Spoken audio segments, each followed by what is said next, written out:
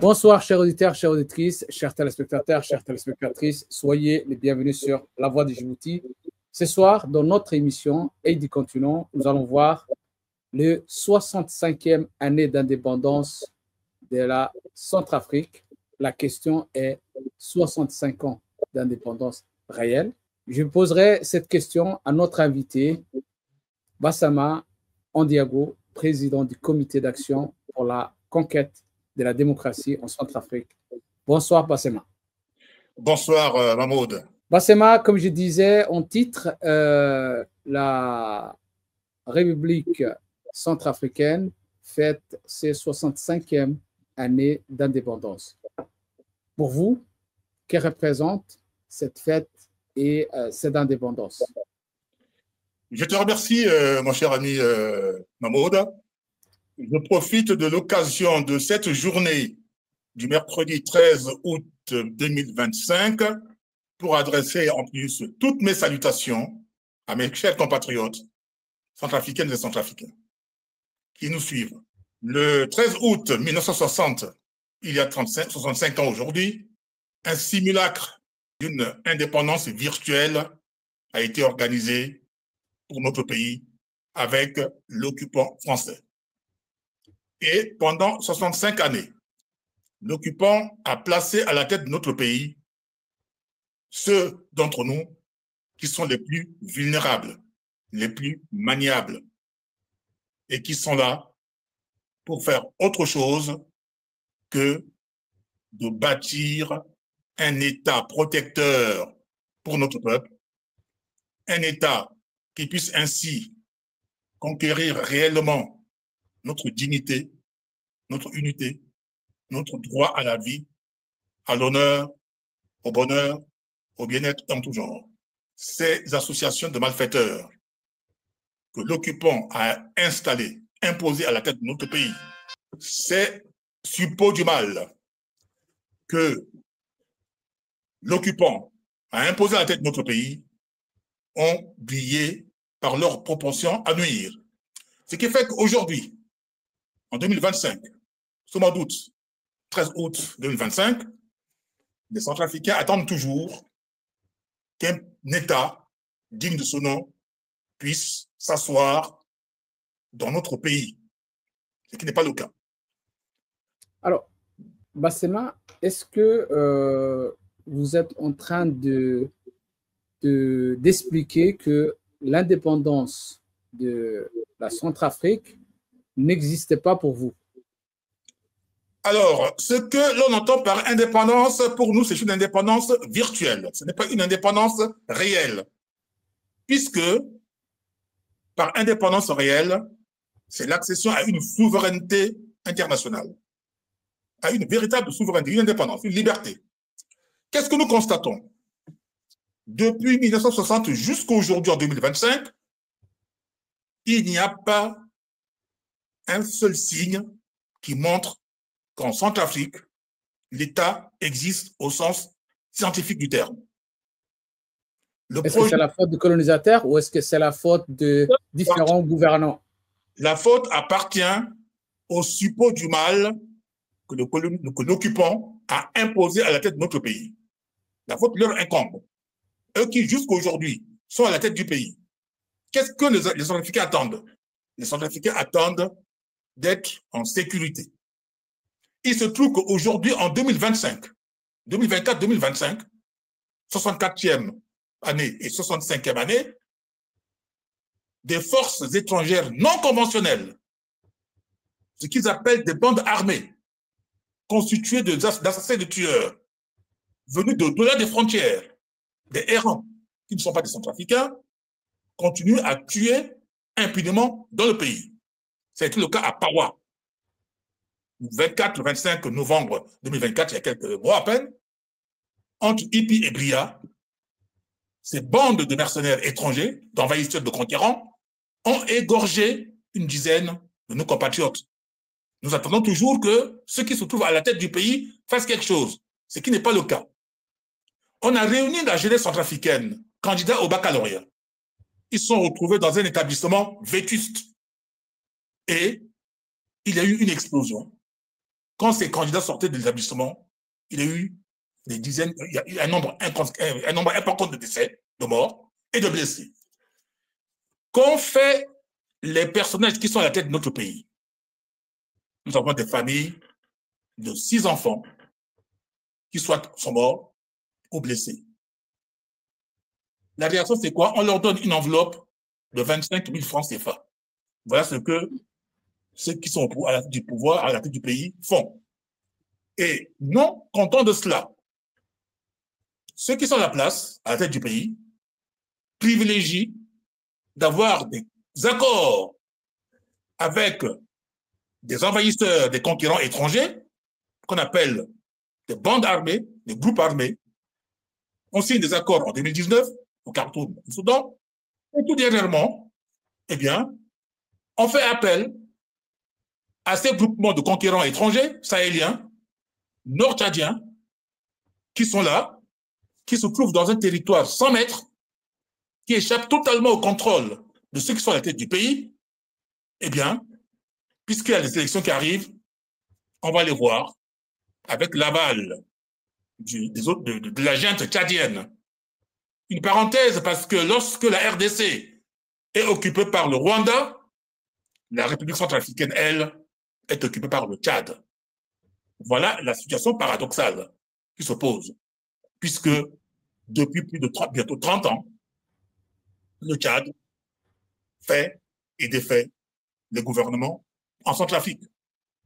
Donc, en 2003, il a fallu que, venu du Tchad, eh bien, avec l'aval de l'occupant qui lui était à l'extérieur, la main visible, un général Pasteur a été imposé à la tête du pays via le Tchad avec des mercenaires que M. Déby Père a fait sortir de prison pour l'accompagner jusqu'à la tête du pouvoir. Et quand les gens sont arrivés à Bangui, ils sont livrés aux pires atrocités. On arrive en 2012-2013, toujours en provenance du Tchad, des milliers de mercenaires, sahéliens et autres, anciens prisonniers, anciens politiques qui étaient en prison au Tchad, libérés, à la tête des colonnes de 25 000 personnes. Ils ont déferlé sur la Centrafrique et ils ont sémé l'apocalypse pour les Centrafricains. Ils ont violé, ils ont tué, ils ont détruit ce qu'il fallait détruire et tout ce qui pouvait rester, ils les ont emportés au Tchad et au Soudan. 2013. Et depuis lors, ça continue.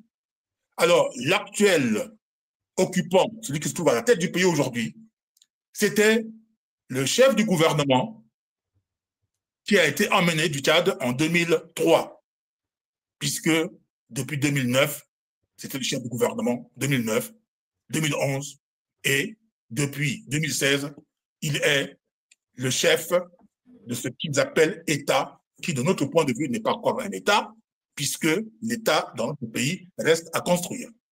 Et là, les Centrafricains sont complètement déboussolés et ils sont très, très inquiets. Celles et ceux que nous contactons, qui entrent en contact avec nous, sont très en colère. Nous exprimons ici le point de vue des Centrafricains qui ne peuvent pas s'exprimer, qui ne peuvent rien dire et qui subissent. Parce que dans les 20 préfectures de la Centrafrique, nous disons que la Centrafrique doit être une république. La république, le terme qui désigne. Vous êtes en train de dire que le président Touadéra n'est pas centrafricain? Il a autour de lui, dans le gouvernement, des individus qui ne sont pas des centrafricains, qui occupent des postes de ministres, d'anciens mercenaires, que les Centrafricains demandent à ce que ces gens puissent se retirer. Bon, l'actuel président, celui qu'on appelle le président, eh bien, qui est à la tête du pays, depuis bientôt 10 ans de mandat, lui-même était chef du gouvernement du général Pasteur en 2009. Donc, vous voyez, monsieur Mahmoud, que ça fait quand même depuis 2009 jusqu'à 2025 à la tête du pays. Ils nous disent, on va développer en Centrafrique une armée de garnison. Donc, il faut, pour cela, construire des camps militaires. Eh bien, en 30 années, les Centrafricains attendent toujours qu'il y ait des camps militaires à travers le pays, donc des garnisons, qui puissent accueillir nos soldats. Le président Touadéra est là depuis 2016. Est-ce que vous êtes en train de faire son bilan, de dire pendant ces 2 mandats, là il vient de déclarer qu'il sera candidat pour un 3e mandat le 26 juillet dernier. Est-ce que vous dites que le président Touadéra n'a pas fait ce qu'il fallait en Centrafrique? Alors, je ne me prends pas un individu particulièrement.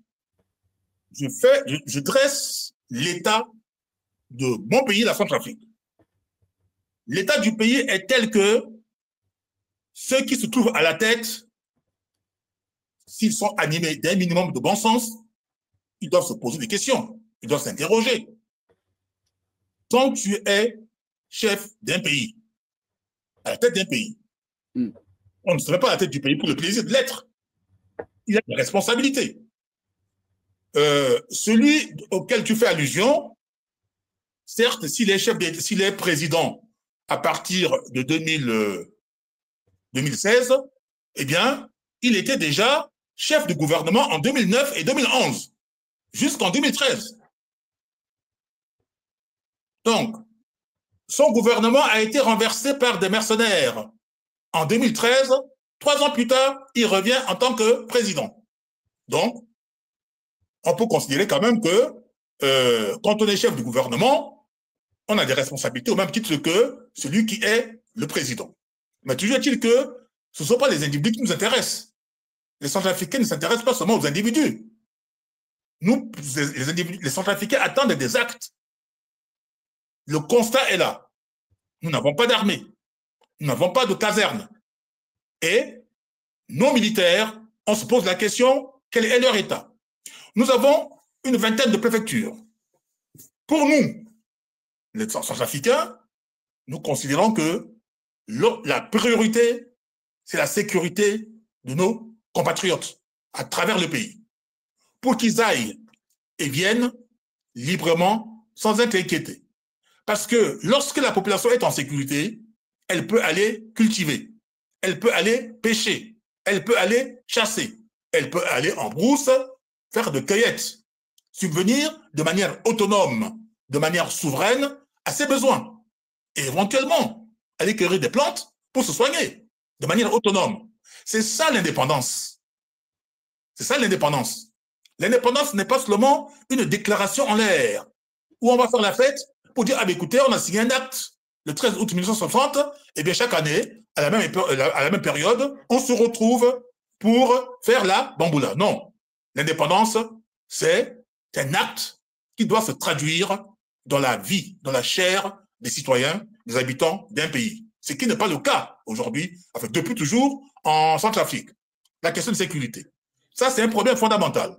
Et un autre problème. Nous avons à la tête de notre pays des individus en tout genre qui se partagent des titres de président, de chef de gouvernement, de président de l'Assemblée nationale, de ministres en tout genre. Eh bien, qu'est-ce que les Centrafricains constatent? Il n'y a pas d'investissement de quelque manière que ce soit dans le pays. La raison évoquée, c'est quoi? C'est que le pays manque d'argent. Les caisses de l'État sont vides, totalement vides, et en permanence. Le budget du gouvernement de Centrafrique est toujours déficitaire. Notre pays est placé sous le contrôle, sous le bon vouloir de ce qu'ils appellent les donateurs. Les donateurs. Il faut qu'il y ait une conférence d'institutions, d'individus de bonne volonté qui acceptent de donner à la Centrafrique les subsides lui permettant de compléter le chapitre recettes de son budget. Recette qui va servir à payer les intérêts des dettes, à rembourser ceci et à rembourser cela. Et on ne voit aucun investissement venir. On nous dit qu'il y a des richesses dans le pays, des minerais. Mais ces minerais, les Centrafricains attendent que ces ressources naturelles soient traduites en ressources financières, ce qui n'est pas le cas. Alors, il y a une interrogation. Lorsque vous vous retrouvez dans une situation qui vous dépasse, où vous ne savez pas quoi faire, où vous ne trouvez pas de solution, mais le bon sens, mon cher, voudrait que vous vous retirez. Hein?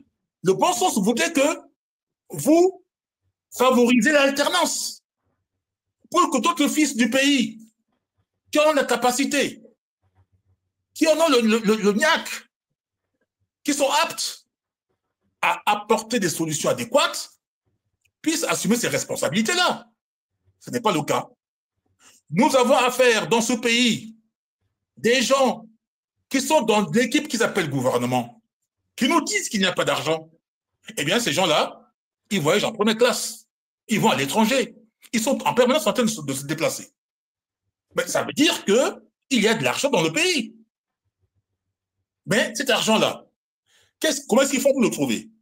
Ils accordent ce qu'ils appellent des concessions à des sociétés étrangères, à des compagnies étrangères qui viennent dans le pays, collecter l'or, le diamant, couper du bois, etc. Et en contrepartie, on leur verse de l'argent. Et cet argent-là, qui est censé aller dans la caisse publique pour constituer les recettes leur permettant d'élaborer un budget équilibré, voire même excédentaire s'il le faut, pour financer, ben non. Cet argent, systématiquement, est partagé entre eux et disparaît. Et nous constatons également que ceux qui se succèdent au poste ministériel, des individus sortis de nulle part, nus comme des vers de terre, comme des rats d'église, qui arrivent à des postes ministériels et en quelque temps, ils deviennent des milliardaires, achètent des propriétés à l'étranger. Et une fois qu'ils quittent le gouvernement, eh bien, ils se retrouvent à l'étranger, en Europe, où ils vont vivre tranquillement dans les propriétés qu'ils ont achetées, avec l'argent des Centrafricains. Et c'est comme ça que ces gens font. Ils ne restent pas Bangui. Nous constatons que beaucoup de ces anciennes personnes, de ces personnages qui portent pompeusement le titre de ministre, eh bien, vivent à l'étranger. Ils sont à l'étranger, ils coulent tranquillement donc le beau jour, aux frais, au détriment des Centrafricains. C'est pour cela que nous disons que ceux qui sont aujourd'hui à la tête de notre pays, j'invite mes compatriotes centrafricains à les surveiller de près. Nous diffuserons au fur et à mesure la liste de tous ces gens-là pour que chaque Centrafricain ait le nom en tête. Le jour où ils quitteront la tête de notre pays, parce qu'ils ne vont pas rester indéfiniment, eh bien, on doit leur interdire de quitter Bangui. Il faut qu'ils restent à Bangui. Tu es aujourd'hui ministre. Demain, si tu n'es pas ministre, tu restes à Bangui pour toujours. Tu es aujourd'hui député, haut fonctionnaire, à l'état-major, au commissariat, quel que soit le poste important qu'on occupe au pays, demain, si tu n'occupes plus ce poste-là, tu dois rester à Bangui. On prendra les dispositions. Nous prendrons les gens ont le droit de bouger et de voyager. Parce que ce sont des malfrats. Des malfrats. Non, parce qu'à un moment donné, auquel cas, tout ce qu'ils ont volé pendant qu'ils sont aux affaires doit être saisi. Parce que les Centrafricains, que se passe-t-il? Ces gens-là, ils placent leurs enfants à l'étranger. Ils achètent des villas à l'étranger. Il y en a qui n'ont pas été à l'étranger. Depuis Bangui, ils achètent des propriétés à l'étranger. Vous avez parlé tout à l'heure de l'insécurité. Quelle est aujourd'hui la proportion des territoires sous la main de l'armée et ceux qui sont, on va dire, contrôlés par les rebelles ou les organisations en dehors de l'État? Alors, depuis 2020-21, la Russie est intervenue en Centrafrique pour stopper une énième invasion du pays par des forces étrangères non conventionnelles, parmi lesquelles il y a quelques Centrafricains qui pensent que c'est le moyen qu'ils ont choisi pour accéder à la tête de notre pays, en 2020. Donc, nous avons aujourd'hui en Centrafrique des forces russes qui sont là depuis quelque temps. Mais ce que les Centrafricains attendent, que nos compatriotes qui sont à la tête du pays, avec la présence russe, ben, qu'ils puissent quand même organiser un dispositif d'abord de défense et de sécurité pour sécuriser la population. Ce n'est pas le cas?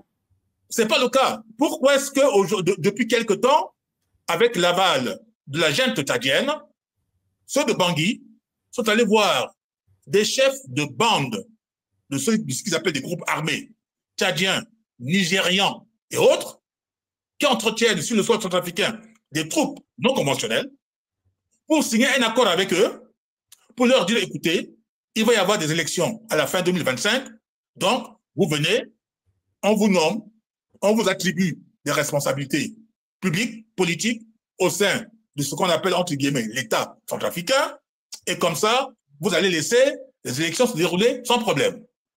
Voilà le deal qui a été conclu entre les personnages qui sont à la tête de notre pays et ces assassins criminels étrangers dont je parlais, qui sont là, avec l'aval du Tchad. Le Tchad qui fait la pluie et le beau temps. Vous êtes en train de dire que le président, ou en tout cas le gouvernement centrafricain, a négocié avec des groupes qui ne sont pas centrafricains pour la sécurité des centrafricains. Exactement. Exactement. Est-ce que le gouvernement actuel a le contrôle de l'ensemble des territoires centrafricains? Eh bien, ce que nous constatons, ceux qui se disent membres du gouvernement, il n'y a pas un seul qui va prendre sa voiture avec sa famille, ses enfants, ses proches, aller se promener, s'il est originaire, admettons, de la Bamingui Bangoran, ou s'il est originaire du Omomu, ou de Vakaga, ou de Nana Baria, ou de Gribingi, aller tranquillement et aller revenir tout seul. Eux-mêmes ne sont pas en sécurité dans le pays qu'ils prétendent gouverner. Donc, vous imaginez que le centrafricain, le simple centrafricain, le citoyen centrafricain, tout seul, nous savons que dans la Waka, nos concitoyens qui vont au champ se font abattre par tous ces éléments étrangers qui sillonnent le pays. Et certains membres de cette équipe qu'ils appellent gouvernement vont jusqu'à dire que maintenant, écoutez, le pays est trop grand et qu'ils ont du mal à contrôler l'ensemble du territoire, qui n'est que de 622 000 km². Nous rappelons que la Centrafrique est l'un des pays, au point de vue superficie, qui est quand même le plus petit qui soit, qui est entouré quand même de pays très vastes. La République démocratique du Congo, le Soudan, le Tchad, un peu au-delà, le Niger, etc., qui sont de grands pays, des pays très très vastes. Donc, on ne peut pas évoquer l'étendue du territoire pour justifier l'incapacité à assurer la sécurité sur l'ensemble du territoire national. Voilà. Vous avez parlé tout à l'heure de la présence de l'armée russe en Centrafrique. C'était un point de discorde entre la France et le gouvernement centrafricain. Quelle est la situation aujourd'hui entre l'accord ou le désaccord entre la France et le gouvernement, en tout cas la Centrafrique? Alors, nous disons que lorsque une équipe se trouve à la tête d'un pays et se retrouve avec des partenaires étrangers, qu'ils soient américains, russes, français, chinois ou autres, cette équipe-là doit, avec ses partenaires, élaborer, monter une politique de sécurité du pays. Le cadre de la présence russe en Centrafrique, eh bien, quand la France intervient, nous trouvons que c'est que vraiment le ridicule ne tue pas. Parce que la France doit des réparations à la Centrafrique. La France, je dis pourquoi je parle de la France, la junte française, qui s'est introduite en Centrafrique. Pourquoi vous dites la junte? Parce que la junte, normalement, c'est une armée, c'est un groupe de personnes généralement militaires qui prennent le pouvoir. La France, il y a des élections. C'est la définition que les Occidentaux donnent de ce qu'ils veulent bien donner. Parce que cette junte française, qui depuis les années 1789, s'est accaparée de la direction de la France, qui d'ailleurs a du mal à satisfaire les intérêts des Français eux-mêmes déjà, parce que quand on pose des questions aux Français, les Français sont tout à fait d'accord avec nous pour reconnaître que ceux qui sont à la tête de leur pays ne répondent pas totalement à leurs besoins. Bon, donc cette junte française qui s'est introduite dans notre pays, on ne l'a pas invitée. Ces gens sont arrivés au 19e siècle, ont commis les pires crimes contre l'humanité, jusqu'à pratiquement aux années 60. Ces gens-là, parce que, à titre d'exemple, ils allaient dans les villages ils attachaient la corde au cou des hommes, des femmes et des personnes âgées de plus de 12 ans. Ils les amenaient dans des champs de coton. Ils les faisaient travailler du matin. Ça, c'est l'histoire de la colonisation. On est d'accord que... Ils ont commis des méfaits. Et en même temps, quand ils se retiraient, qu'est-ce qu'ils ont fait? Ils ont imposé à la tête de notre pays pendant des décennies des hommes à eux, ce que nous appelons les suppôts du mal, qui agissent au doigt et à l'œil. L'actuel chef qui est à la tête du pays, eh bien, il est arrivé dans cette logique-là de 2016. Puisque les Français étaient là, ils ont organisé des élections. À l'arrivée, nous savons que de toutes les élections jusqu'en 2016 organisées en Centrafrique, eh bien, c'est la France qui a décidé des résultats. On ne va pas reprendre dans le détail, ça tout le monde le sait. Et voilà que cette France qui trouve le malin plaisir, cette jeune France qui trouve le malin plaisir, tous les 10 ans, de changer de gouvernement en Centrafrique. Mais cette fois-ci, qu'est-ce qui s'est passé? 2016, 2020, la même France, la même jeune française, avec ses sbires, la jeune italienne, voudrait, une fois de plus, à dépêcher à destination de Bangui, une cohorte de mercenaires pour aller renverser l'actuel occupant de la tête de la Centrafrique, celui que d'aucuns appellent chef d'État. Eh bien, c'est en cela qu'il a fait appel à la Russie. Et les Russes sont intervenus. Ils ont stoppé cette aventure-là. Parce que sans la présence des Russes, eh bien, la France aurait renversé militairement le gouvernement, enfin l'équipe gouvernementale en place à Bangui. Donc, du coup, ceux qui sont en place étaient poussés dans les bras par la France, dans les bras de la Russie. Ils sont restés avec les Russes. Les Russes sont tous sur place dans le pays. Pour notre part, nous n'avons jamais accepté que tous les 10 ans, on puisse renverser les équipes à la tête de notre pays par la force. Parce que tout ceci contribue à retarder davantage les efforts à faire pour avoir d'abord un calme, où nous pouvons donc, entre Centrafricains, discuter calmement, mettre en place, à notre guise, des institutions, des alternances, pour que tout le monde puisse rendre compte de ce qu'il fait, s'apercevoir de ses limites, de ses difficultés, et permettre ainsi au pays d'avancer. Or, ce n'est pas le cas. Eh bien, la Russie étant là, ceux de la France ont le toupet de se mêler des affaires centrafricaines, où ils nous doivent des réparations pour raconter, tenir, déverser des vomissures auxquelles je n'accorde même pas de crédit. Parce que, en tant que Centrafricain, lorsque je fais des reproches à mes compatriotes qui se trouvent à la tête de mon pays, eh bien, je ne permets pas à ce que une entité étrangère, en l'occurrence la France, se mêle de ce qui se passe chez moi. Il appartient aux Centrafricains seuls de s'en prendre à ceux qui sont à la tête de leur pays, à ceux qui, ou leur nom, agissent pour le pays. Mais il n'appartient pas à des étrangers de se mêler de ce qui se passe en Centrafrique. Et c'est en cela que, dès le départ, nous ne cessons d'interpeller les Français, de leur dire « Ne vous mêlez plus de nos affaires, mais attendez-vous à nous payer les réparations des crimes que vous avez commis pendant que vous occupiez notre pays.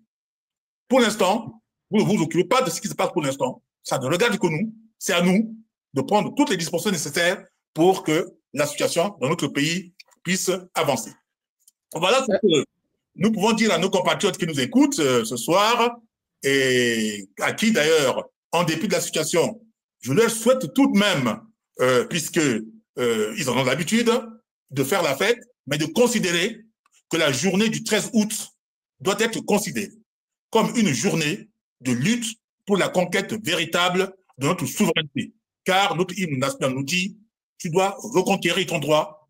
Donc, nous devions saisir cette journée qui doit s'inscrire dans la logique de la reconquête des droits des Centrafricaines et des Centrafricains. Nous arrivons presque au terme de notre émission. Juste une dernière question. Qu'est-ce que vous pensez de l'annonce du président Touadéra pour un 3e mandat? Est-ce que c'est un mandat de trop? Est-ce qu'il fallait passer, que vous avez dit tout à l'heure, organiser une alternance? est-ce qu'il a raté aujourd'hui le coche pour sortir vers la grande porte? Beaucoup de personnes dans ce cas de figure sur le continent et ailleurs qui ont voulu coûte que coûte se maintenir pour des raisons obscures, non connues de la population, se maintenir à la tête d'un pays, eh bien, ont mal fini. Et le monsieur a commis une erreur. C'est une faute grave de vouloir ainsi maintenir le statu quo, de pérenniser le marasme que les Centrafricains sont en train de vivre, de pérenniser les difficultés. Parce que ce que nous avons évoqué, les Centrafricains voient que, eh bien, en plusieurs décennies, rien n'est fait. Quand rien n'est fait, il aurait été mieux que l'on se retire, qu'on prenne du recul, on observe. Eh bien, s'il faut apprendre, on sort, on apprend. Parce qu'on n'apprend pas en restant en place. On peut rester 10 ans, 20 ans et qu'on ne fait rien, on ne doit pas apprendre. Parce qu'aujourd'hui, il n'y a pas de résultat. Et ça, c'est quand même extrêmement grave, cette initiative, cette décision de la part de toutes les personnes qui ont contribué à cela. Et nous osons toujours espérer, nous souhaitons vivement, nous exigeons même qu'à terme, que le bon sens puisse vraiment les frapper et qu'ils puissent ainsi retrouver la raison et conduire notre pays dans une voie d'une alternance pacifique.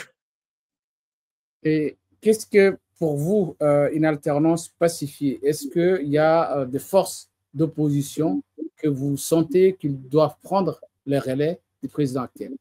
Alors, un autre marasme qui frappe nos pays, d'abord les pays africains en général et le nôtre en particulier, c'est cette situation ridicule qui s'appuie systématiquement sur le modèle occidental où il doit y avoir à tout prix une opposition entre une soi-disant majorité et une soi-disant opposition.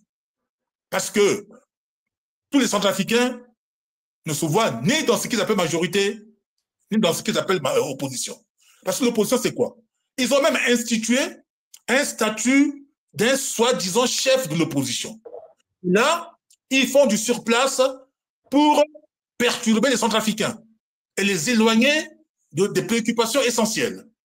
Nous ne nous inscrivons pas dans cette dérive, dans cette aberration de majorité et opposition. Car nous considérons que, à un moment donné, il faille bien organiser un dispositif qui permette à ce que les gens aillent à des élections pour désigner des représentants et puis le concept même de la démocratie, la logique même de la démocratie. Parce que la démocratie n'est pas exclusivement occidentale. Parce que l'approche occidentale de la démocratie, on le voit, les Occidentaux eux-mêmes ont des soucis avec le fonctionnement de leurs institutions. Et quand nous parlons d'une junte occidentale, quand nous parlons d'une junte dans ces pays-là, eux, ils parlent de militaires, mais il n'y a pas que les armes, les militaires qui prennent les choses par la force. Parce qu'il y a des forces occultes, financières et autres, qui s'accaparent le pouvoir dans ces pays et qui décident de manière lointaine par rapport aux intérêts des populations. Dans un pays comme la France, en 2005, on a demandé aux Français de se prononcer sur un traité européen, une constitution. Les Français massivement ont rejeté ce texte-là. Eh bien, par des subterfuges, par des voies détournées, ceux qui sont tous à la tête de ce pays qu'on appelle la France, eh bien, ont réussi à imposer ce texte-là. Et depuis, ils ont peur d'organiser des référendums pour consulter le peuple français parce qu'ils savent qu'à chaque fois qu'ils demanderaient au peuple français par référendum de se prononcer sur un sujet, ils seront désavoués. On le voit aujourd'hui encore. Et on transpose ça dans nos pays, ce que nous refusons.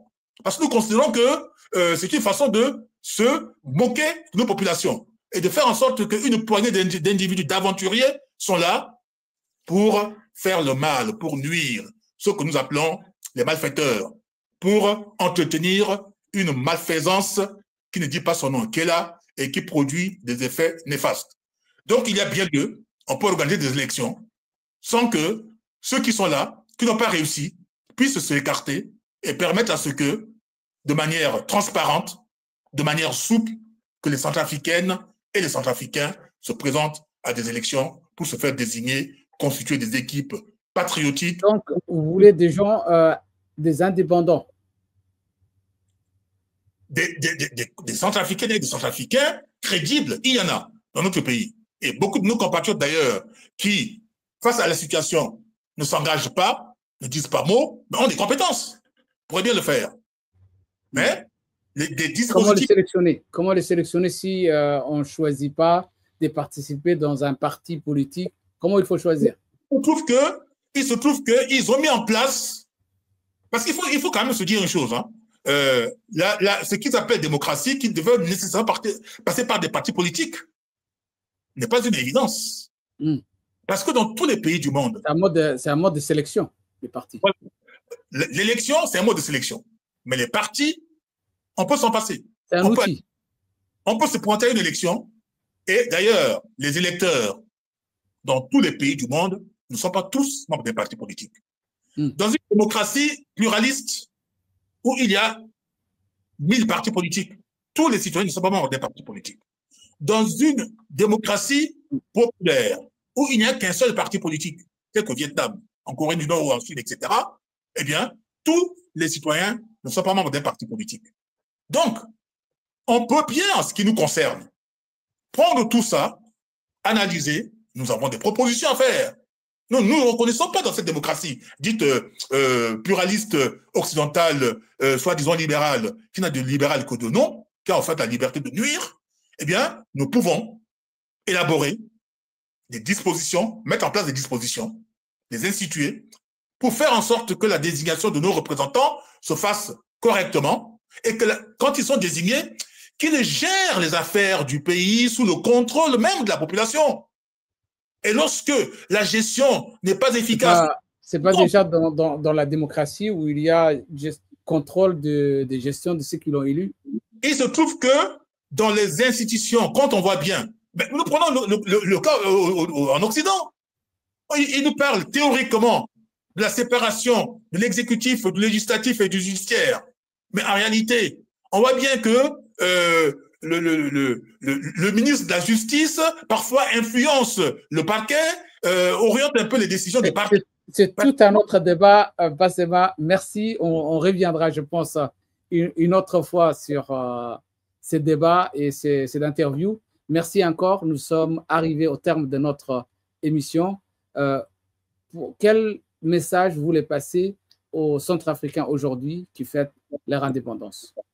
Eh bien, je souhaite à toutes mes compatriotes et à tous mes compatriotes centrafricains une bonne fête, hein, mais surtout de faire la fête et de penser à celles et ceux qui sont dans le besoin.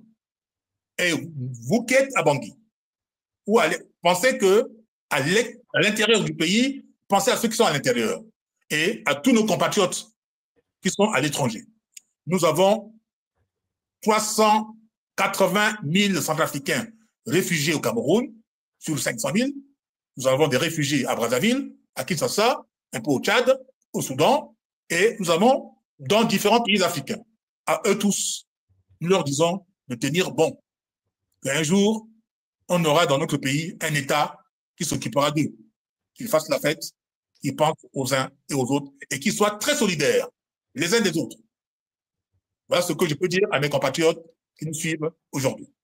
Merci, Bassema Diego, et président du comité d'action pour la conquête de la démocratie en Centrafrique. Merci encore. Et à tous les Centrafricains, nous souhaitons également bonne fête d'indépendance, même si, là, vous avez répondu tout à l'heure, c'était juste une indépendance virtuelle. Nous espérons qu'elle soit réelle pour l'ensemble des Centrafricains. Merci encore. Merci beaucoup, mon cher Mahmoud.